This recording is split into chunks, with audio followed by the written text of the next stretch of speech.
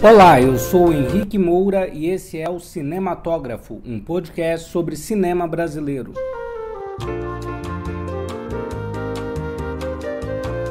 Salve, meus amigos! Chegamos ao 7º episódio. Hoje quero conversar com vocês um pouco sobre um filme que me marcou bastante, Febre do Rato, de Cláudio Assis.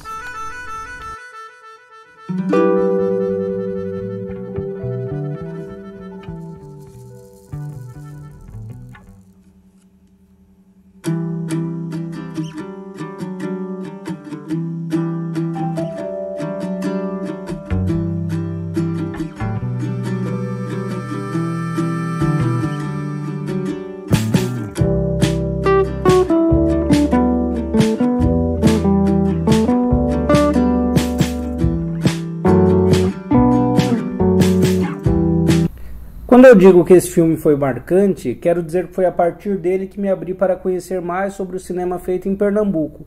Vi a filmografia completa do Cláudio Assis, depois fui assistindo aos filmes do Kleber Mendonça Filho, do Hilton Lacerda, do Lírio Ferreira, da Renata Pinheiro, e me aprofundando no cinema do Marcelo Gomes, que eu já havia estudado na iniciação científica.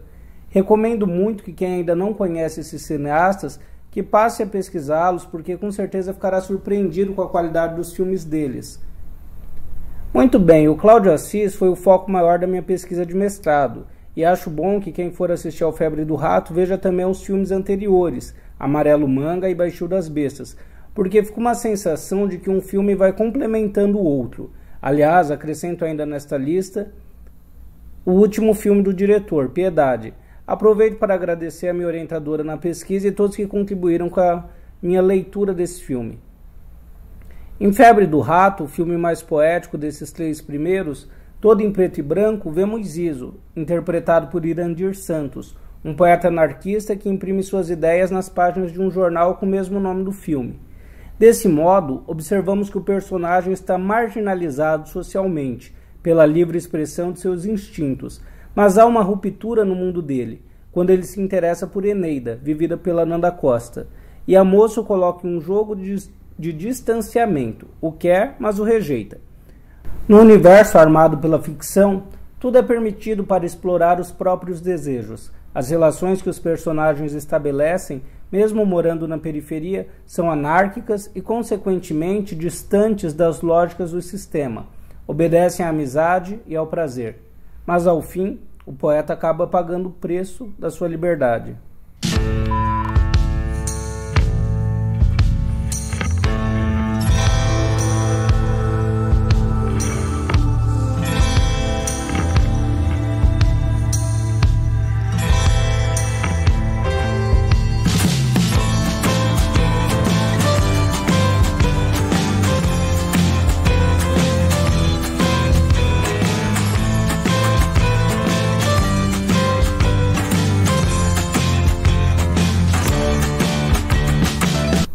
O filme começa mostrando a cidade de Recife, a partir do rio, a longa distância, em preto e branco. Esse olhar distante, reforçado pelo preto e branco, com um poema sendo narrado ao fundo, ao ganhar corporalidade, insere o espectador numa melancolia, em uma procura de algo que se quer mostrar. Ainda não há como saber em qual universo adentraremos, mas reconhecemos vidas que se separam pelo fator econômico. Prédios versus palafitas. Porém, vemos tudo isso sobre as águas. É como se a distância permitisse repensarmos as distinções entre um lado e o outro. Mas a fotografia revela uma imagem apenas. Não há, portanto, 2 lados de uma mesma moeda. Ao contrário, apenas uma face dela que revela uma ambiguidade. É Jean-Claude Bernardet quem nos indica que analisar um filme é descobrir mecanismos de composição, de organização, de significação, de ambiguidade, estabelecer a coerência ou as contradições entre estes mecanismos. A partir disso, busco observar como elementos de composição do filme indicam uma duplicidade, que insere o foco narrativo na ideia de um entrelugar. Desse modo, o foco narrativo marca distância em relação aos personagens. Em contrapartida, temos um poeta, um agitador cultural, que performatiza e provoca. Resumindo, tratam-se de 2 esferas distintas, De um lado, o poeta anarquista, pregando aos outros suas visões de mundo, de outro, um foco narrativo distante do personagem, contando outra história. Nessa leitura, quero apontar como foco narrativo situa o poeta num pertencimento de mundo ambíguo, mas revelador de possibilidades, ou seja, isso não ocorre necessariamente no enredo, isto é, a ordem do o quê, mas sim na composição cinematográfica, ou seja, no como.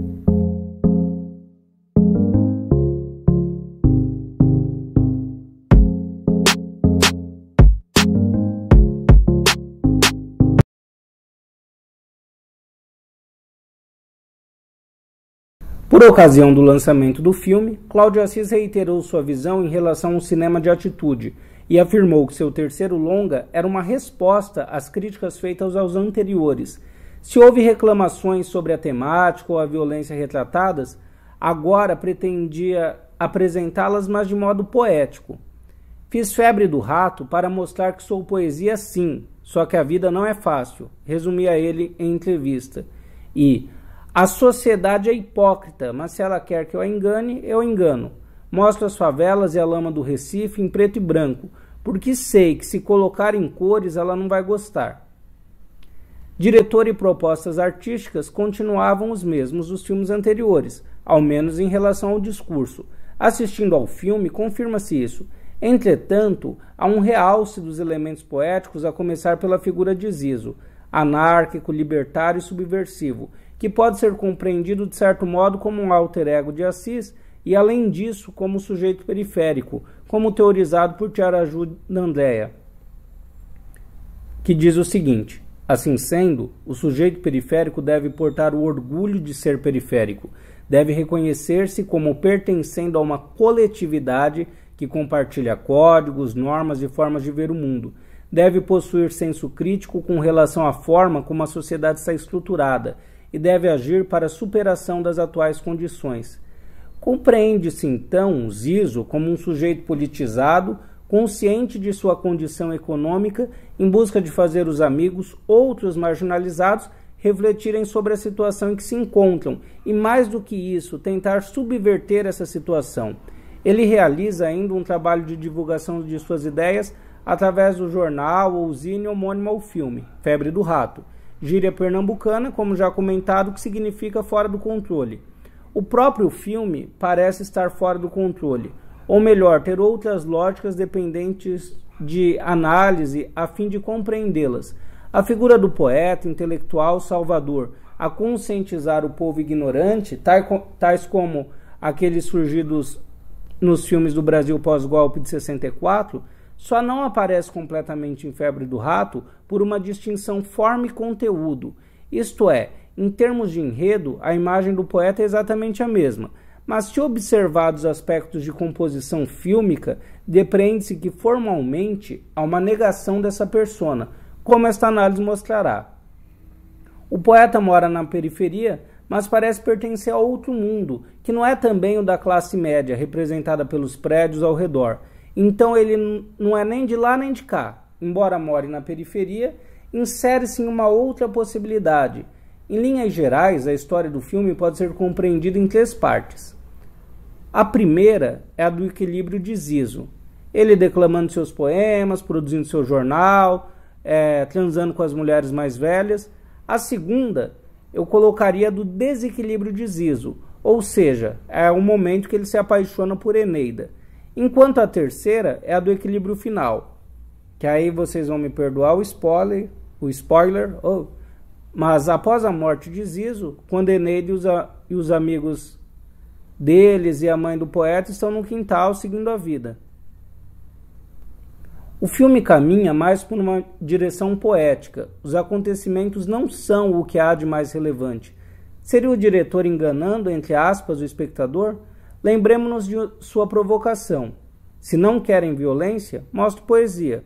Os momentos líricos escondem um pouco a dura realidade que o filme trata. Por outro lado, revelam ainda, como nos versos dos Racionais, até no lixão nasce flor. Ou seja, apesar de todas as dificuldades socioeconômicas, a periferia também pulsa desejo, tesão e arte. Uma coisa que vale dar o maior destaque é a fotografia do filme. assinada pelo ótimo Walter Carvalho. Tem algumas cenas em plongé, que é quando se filma de cima para baixo, que na minha opinião entram para a história do cinema brasileiro, dando destaque principalmente para as cenas de sexo entre os Zizo e as mulheres mais velhas dentro de uma caixa d'água e na dos amigos que moravam juntos, que é uma turma que vivia um poliamor, que é uma cena incrível também, que tem uma sequência com fundo sonoro nas batidas do Mangue Beat, uma cena maravilhosa. Voltando ao tema do preto e branco, em entrevista concedida à TV Gazeta, Cláudio Assis respondeu que as cores do Recife atual tirariam a poesia, ao passo que a falta delas abstrai o espectador, tornando o filme uma viagem. Aquilo é Recife e não é Recife.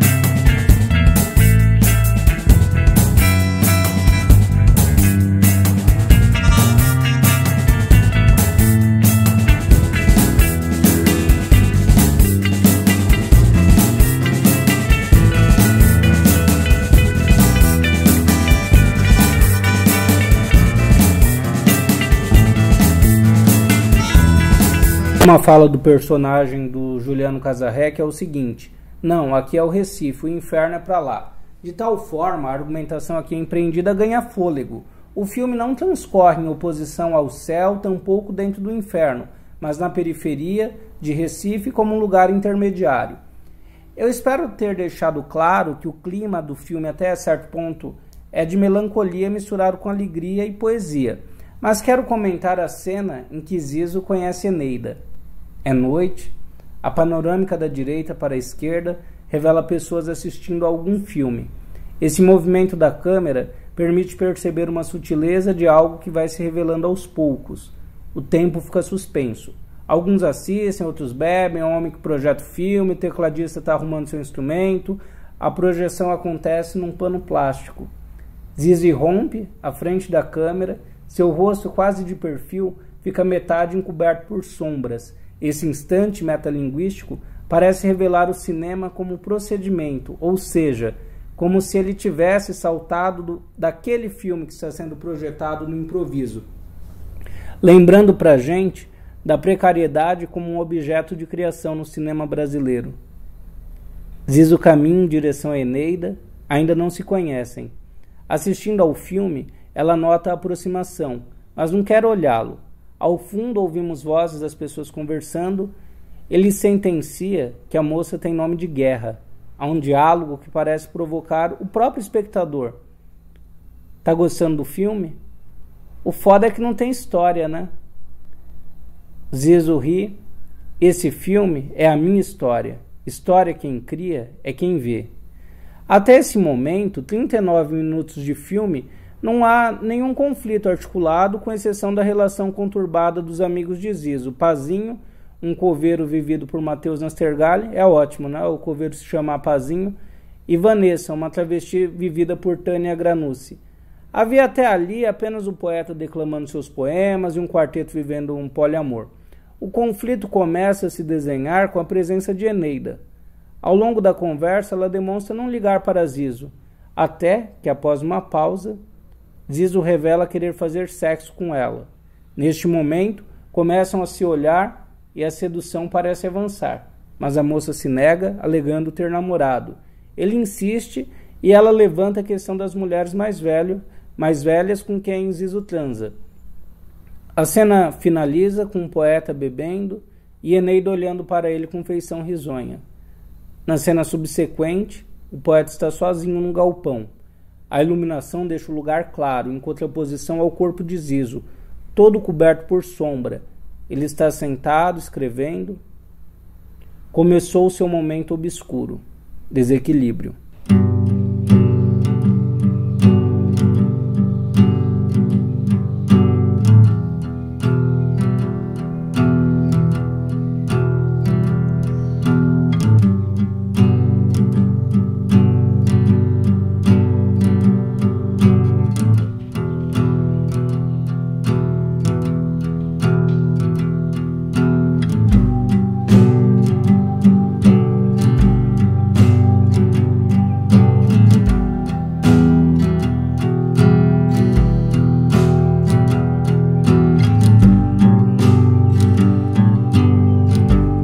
A relação dos dois ao longo do filme é assim. A gente acha que vai rolar alguma coisa, mas não rola. Zizo está angustiado e Eneida parece ir se interessando, mas nada. A rejeição, reiteradas vezes, parece fugir da própria compreensão da moça. Seu olhar perdido ressalta algo que escapa a ela mesma. Algumas cenas dessa relação são bem bacanas, como quando Zizo e Eneida estão às margens do rio, sentados numa espécie de deck, um de costas para o outro, ambos olham para cima como em busca de respostas.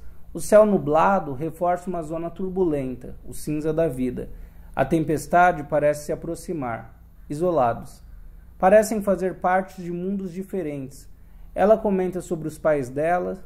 Sua mãe é 15 anos mais velha que o pai. Chama-se Helena. O poeta brinca que na família dela só há pessoas com nomes clássicos. Ao que ela responde que sua avó chamava-se Iracema. Levantam-se, cada um olha em uma direção. Zizo comenta sobre a infância. Vale observar na fotografia a ideia de um entre-lugar. Podem ver a cidade, o rio e seus barcos, mas os personagens não fazem parte daquilo. Estão introspectivos, como se o mundo não importasse. Outra recusa. Ele a convida para nadar e ela diz que aquelas águas trariam doenças. Mais do que afastada, Eneida independe do poeta. Exemplo disso, na cena seguinte, ela aparece nadando no mar. Percebe-se um jogo de oposições, não nada com ele, nem no lugar em que ele convida. O tempo e o espaço de Eneida e Zizo são outros. Uma coisa que às vezes atrapalha muito as produções brasileiras são os diálogos, como se o público não pudesse compreender as entrelinhas das ações. Mas aqui, como diria Marcel Martin, o silêncio, melhor do que a intervenção de uma música, é capaz de sublinhar com força a tensão dramática de um momento. Através dele, do silêncio, percebemos o andar da relação. Pensando na origem da palavra paixão como patos, ou seja, doença, patologia, ela parece haver deixado o poeta fora do controle, em desespero diante da impossibilidade de relação do desejo. Reforçada pela iluminação, realça-se a angústia humana. Como observa Martin outra vez, a tela parece devolver à vida todos os mitos milenares da luta do homem contra as trevas e seus mistérios, do eterno confronto entre o bem e o mal. Por outro lado, a preferência dos diretores pelas luzes violentas e as sombras profundas pode ter sua origem no fato de que se encontram assim recriadas na tela as condições e a ambientação do próprio espetáculo cinematográfico, a obscuridade, fascinação da luz, universo fechado e protetor. Esse clima maravilhoso e infantil que constitui um meio essencialmente regressivo, isto é, voltado para a interioridade e a contemplação da hipnose fílmica. Sem dúvidas, Febre do Rato é um filme que nos seduz.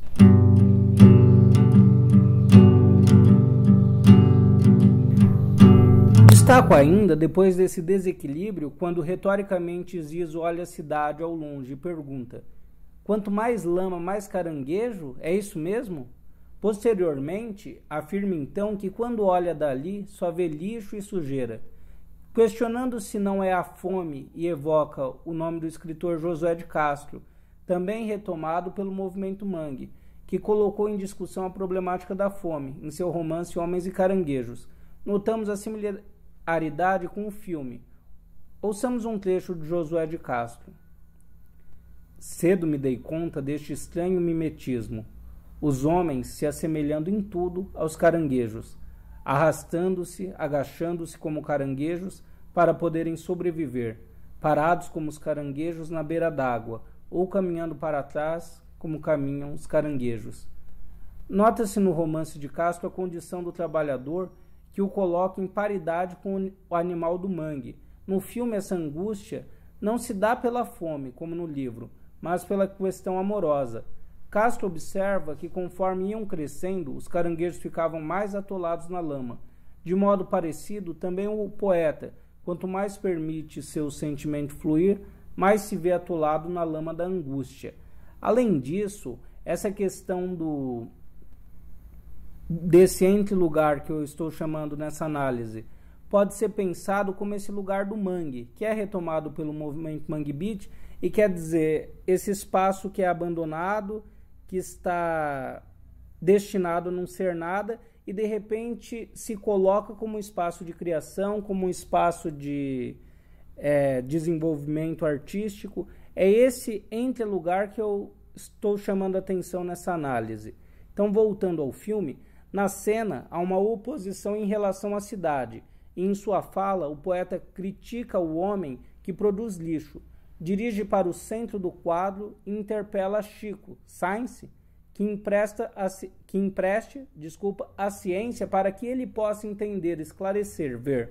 Para esta análise, esse trecho é importante, pois situa o sujeito periférico nesse entre-lugar, oposto à cidade, que pode representar a posse, o centro, mas também é diferente dos outros periféricos, ali representado pelos trabalhadores. Situa-se a partir do mangue, evidenciando a relação entre o cinema de Cláudio Assis e o Mangue Beat, que o diálogo, é claro, é estabelecido também pela música, né, e já pelos filmes anteriores do Cláudio Assis. Então, metaforicamente, o personagem encontra a luz que ele mesmo porta em seus discursos de conscientização e questionamento. Na próxima cena, o poeta cola lambe-lambe uma ponte, com os seguintes versos: quando falo poesia, a poesia racha. Quando falo poesia, a poesia cresce. Quando falo poesia, a poesia borra. Quando falo poesia, a poesia suja. Mais do que um embate entre um homem apaixonado e uma mulher, configura-se uma tensão entre um artista e sua linguagem. Em seguida, ao lado da intervenção, ele para e fuma um cigarro. Seu olhar é perdido. Sucede-se a isso Zizo com um megafone, perguntando se os moradores do prédio da cidade conhecem o cheiro dela. Segundo ele, é o do mangue. Se sabem o barulho da cidade. Para ele, é o do tamanco das lavadeiras. E ainda se sabem o gosto da cidade, que é o das prostitutas abandonadas do cais.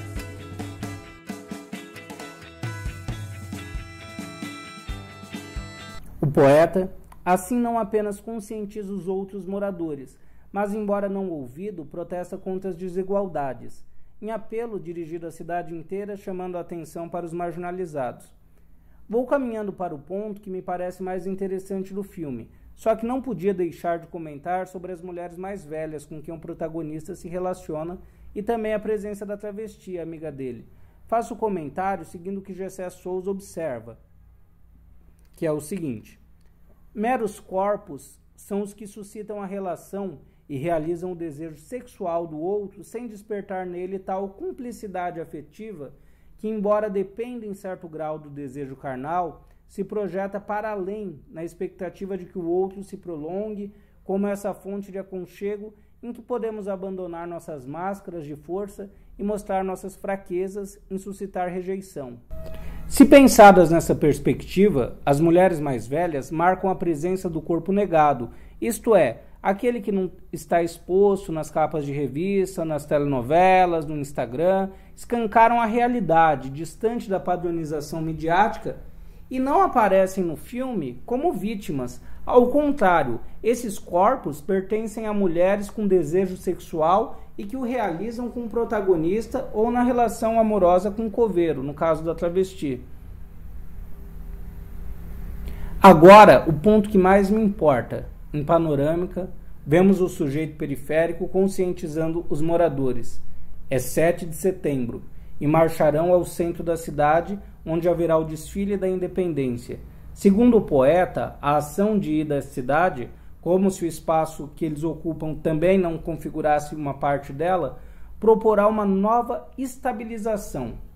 Ao fundo, uma senhora segura uma bandeira do Brasil, manchada, e continua o poeta, afirmando que sua proposta está baseada nos valores daquele grupo, a amizade, o espírito de cumplicidade, da coletividade que dará uma lapada na lei e uma bicuda no ovo direito da ordem. Quer um grande acontecimento para mexer com o próximo. Sua mãe tem ao longo da cena uma fisionomia de preocupação. Ao fim de sua fala, o poeta a olha como se fosse lhe dizer algo, mas se afasta. Nesse momento, um dos amigos, empolgado, relembra que no ano anterior foram todos presos. Sua fala é interrompida por Zizo, que diz que dessa vez pararão no hospício. O curioso das cenas seguintes está no jogo de oposições armado. Saem os carros dos marginalizados, flamulando uma bandeira do Brasil. Eles andam pela periferia e Zizo expõe a reivindicação, a anarquia e sexo, o direito de errar, a liberdade. Corta-se para outra interna do carro, agora pelas ruas do centro. Zizo, em seu megafone, distribui jornais em cima do carro, brada o grito dos excluídos que trazem o seu modo de viver para o centro. A partir daí, segue uma montagem mais instigante. São sobrepostas imagens de movimentação, primeiramente das próprias andanças de Zizo no carro, em seguida da marcha militar. Aquela opressão longínqua da cidade imóvel começa a ganhar corpo, o poder estatal, na figura do exército. A câmera está no chão e vemos soldados marchando. Depois o plano mostra o rosto dos soldados que portam armas na mesma altura.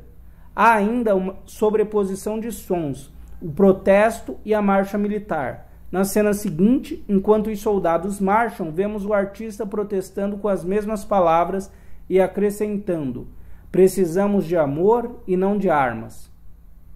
Com sua empolgação, Zizo saltita em frente ao tanque e é empurrado por policiais. Observando o enquadramento dos militares, percebe-se a semelhança também com a maneira como Zizo foi fotografado ao longo do filme. Eles com as armas e Zizo com o microfone.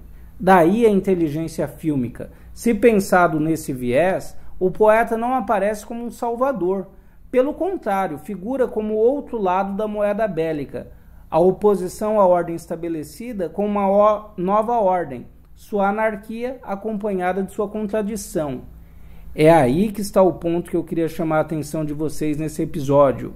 Tenho a impressão de que, na verdade, Cláudio Assis propõe uma crítica, ou até mesmo uma autocrítica ao papel desempenhado pelo artista ou intelectual engajado. Não estariam eles próprios exercendo outro tipo de violência? Ou ainda mais, o filme estaria mostrando que esses artistas, intelectuais, sujeitos periféricos, estariam ameaçados por poderes que continuam a existir, apesar do verniz democrático. Pensando assim, vê-se que o diretor cumpriu o que prometia.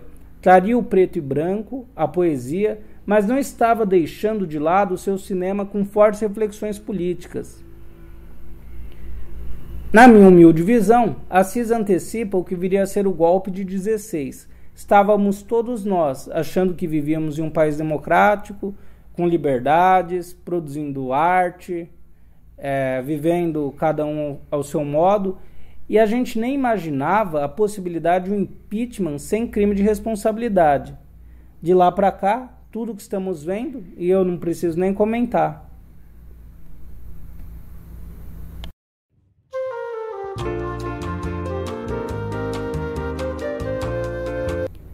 Meus amigos, é aquela velha história, a vida imita a arte. Espero que vocês tenham gostado desse episódio. E por favor, me escrevam com as opiniões, ideias, sugestões, críticas. Não, críticas não, só elogios. Vocês podem falar comigo pelo Instagram ou pelo Twitter. O contato está na descrição do podcast. É isso aí. Logo voltamos com mais um Cinematógrafo, um podcast sobre cinema brasileiro.